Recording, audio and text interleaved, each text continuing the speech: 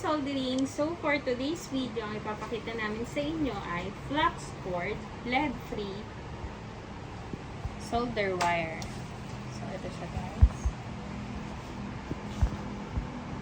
So, ito ang ating SAC 0307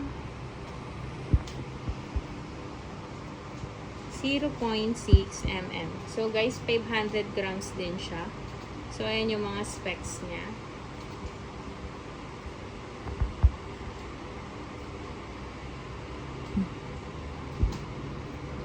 Guys.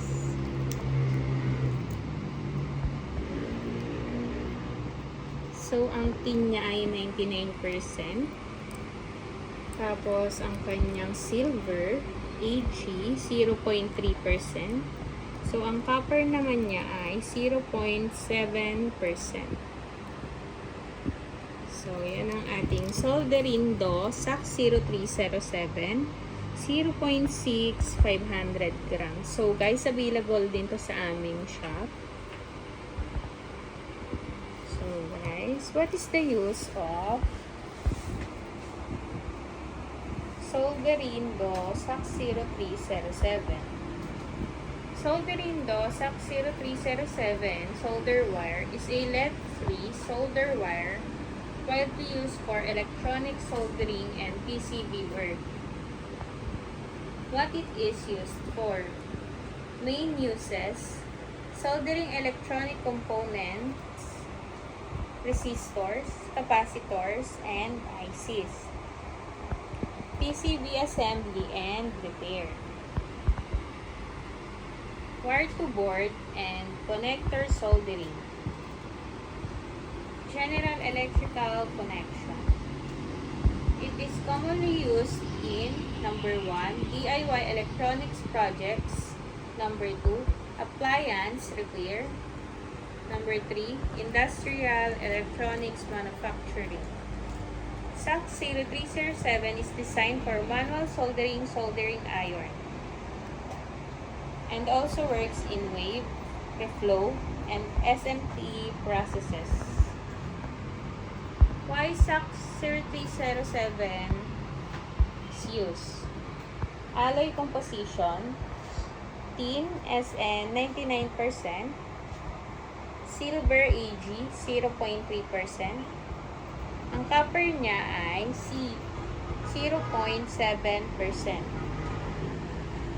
This combination gives strong and reliable joints, good electrical conductivity,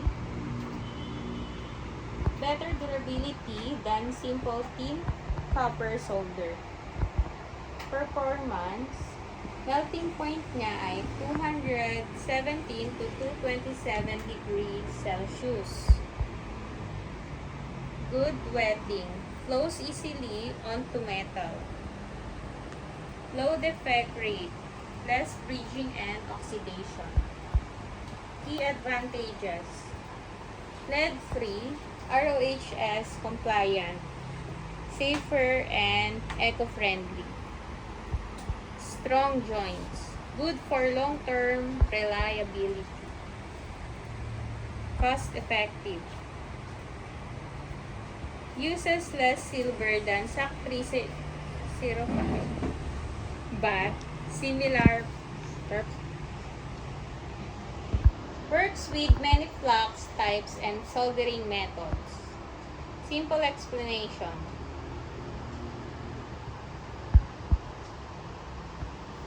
a modern, safer replacement for old lead solder, used to glue electronic parts electrically and mechanically. Quick summary: type, lead-free solder wire. Use, electronic and PCB soldering. Alloy, SN99, Ag 0.3, Cu 0.7. Feature: strong, clean, reliable connection.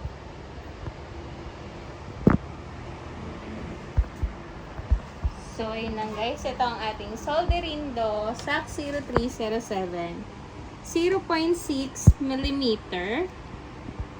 500 grams. So, So guys, please subscribe our YouTube channel and TikTok account. Thank you.